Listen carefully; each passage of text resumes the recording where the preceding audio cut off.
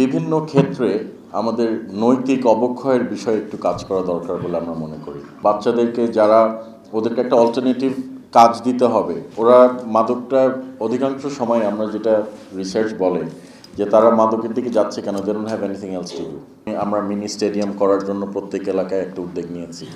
এটার জন্য হয়তো ফান্ডিং দরকার, ডিনার একটা কম করতে পারেন। আমরা দেখি লায়ন্স বা আরও যারা আছে, rotary club, I was Rotarian as well. আমি রোটারি ক্লাব করতাম আমার স্কুল ইউনিভার্সিটি লাইফে ইন লন্ডন।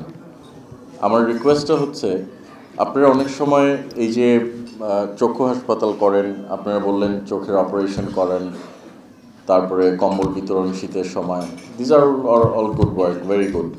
বাট আমার মনে হয় একটা জিনিস আপনাদেরকে একটু যদি কনসেন্ট্রেট করতেন, বাংলাদেশ সরকারও এখন এই বিষয়ে একটু কাজ করছে, আপনারাও যদি করেন তাহলে আমার মনে হয় একটু ভালো হয়। বিভিন্ন ক্ষেত্রে আমাদের নৈতিক অবক্ষয়ের বিষয়ে একটু কাজ করা দরকার বলে আমরা মনে করি। যেমন আমরা আমি যেটা আমার চোখে যেটা দেখছি, যে আমরা অনেক সময় সিনিয়রদেরকে দেখলে, আমরা যখন ছোটো ছিলাম আমরা দাঁড়ায় যেতাম, চেয়ার দিতাম, ইভেন অন্য স্কুলের প্যারেন্টসদেরকে দেখলেও আমরা রাস্তা থেকে সরে যেতাম, বা আমরা চেষ্টা করতাম যে একটু ওনাদেরকে একটু রেসপেক্ট দেওয়ার জন্য। বা অনেক সময় আমরা কেউ ঢুকলো আমরা চিনি না, সালাম দিতাম। লিফটে দেখা হতো চিনি না, সিঁড়িতে দেখা হতো সালাম দিতাম, চিনি না হয়তো। বাট এখন কিন্তু এটা আমরা দেখছি দিন দিন একটু চেঞ্জ হয়ে যাচ্ছে। তো এটা নট নেসেসারিলি যে সবার ক্ষেত্রেই, বাট অধিকাংশ ক্ষেত্রে আমরা যেটা এখন বাংলাদেশে পরিলক্ষিত হচ্ছে যে এই জিনিসটা হারিয়ে যাচ্ছে। এইসব ট্রেনিংগুলা আমরা যেরকম একটা উদ্যোগ নিয়েছি আমার মন্ত্রণালয়ের পক্ষ থেকে, যে আমরা বিভিন্ন রিলস বানাবো, বিভিন্ন ভিডিওস বানাবো, এগুলো টিভিসিতে বা টেলিভিশনে বা বিভিন্ন সোশ্যাল মিডিয়াতে আমরা এগুলো আস্তে আস্তে ছাড়বো। আপনারাও মনে হয় এই কাজে একটু যদি হাত বাড়িয়ে দেন, আপনারা যদি নিজেদের লায়ন্সের পক্ষ থেকে এরকম ট্রেনিংয়ের ব্যবস্থা করেন বিভিন্ন স্কুলে বা গ্রামের কলেজে, তাহলে আমার মনে হয় কিছু হলেও হেল্প হবে।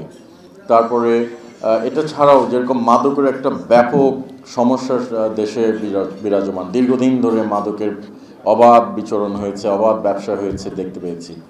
আমার এলাকাতেও আমার ইলেকশন কমিটমেন্ট ছিল যে আমরা মাদক জিরো টলারেন্স, চাঁদাবাজি জিরো টলারেন্স। আলহামদুলিল্লাহ আমার নান্দাইলে, আমার নির্বাচনী এলাকায়, আমাকে রাস্তায় আমি যখন এখন যাই, আমাকে গাড়ি থামিয়ে মানুষজন এসে বলে যে স্যার, আপনি এমপি হওয়ার পরের দিন থেকে নান্দাইল চাঁদাবাজি বন্ধ, এবং আপনি যতদিন আছেন চাঁদাবাজি হবে না সেটা আমরা জানি। মাদক অনেকাংশ কমে গেছে, আরও চেষ্টা করেন। বিষয়টা হয় কি, মাদকটা আসলে এটা তো আর ধরেন আমার নান্দাইলে তার উৎপাদন হয় না, বাইরের থেকে আসে। অন্যান্য এলাকার যারা আছেন নেতৃত্ব দিচ্ছেন তাদেরও সহযোগিতা প্রয়োজন। আপনারা মাদকের বিরুদ্ধেও কাজ করতে পারেন, আই ডোন্ট নো করেন কি না, বাট এখানেও আপনারা যদি এডুকেট করেন এবং বাচ্চাদেরকে যারা ওদেরকে একটা অল্টারনেটিভ কাজ দিতে হবে। ওরা মাদকটা অধিকাংশ সময় আমরা যেটা রিসার্চ বলে যে তারা মাদকের দিকে যাচ্ছে কেন, they don't have anything else to do.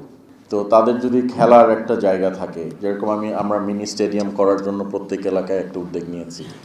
তো মিনি স্টেডিয়াম বা নতুন করে স্পোর্টস এগুলোতে যদি অংশগ্রহণ করে, আস্তে আস্তে হয়তো তারা ডাইভার্টেড হবে। কিন্তু আপনারাও এদিকে একটু সচেতনতা যদি বৃদ্ধি করতে পারেন, স্কুল কলেজে যে স্কুল থেকে পার হওয়ার আগে, আজকাল দেখি ছোট ছোট বাচ্চারা, স্কুল গোয়িং বাচ্চারা স্মোক করছে, ডেঞ্জারাস একটা সিচুয়েশন। এদেরকেও নিয়ে আপনারা কাজ করতে পারেন বলে আমি মনে করি, বিকজ আপনারা সোশ্যাল ওয়ার্ক করছেন, ব্যাপক হারে সোশ্যাল ওয়ার্ক করছেন। এটার জন্য হয়তো ফান্ডিং দরকার, ডিনার একটা কম করতে পারেন, একটা কম ডিনার করে আমার মনে হয় ফান্ডটা আমরা সোশ্যাল ওয়ার্কে কাজে লাগাতে পারি।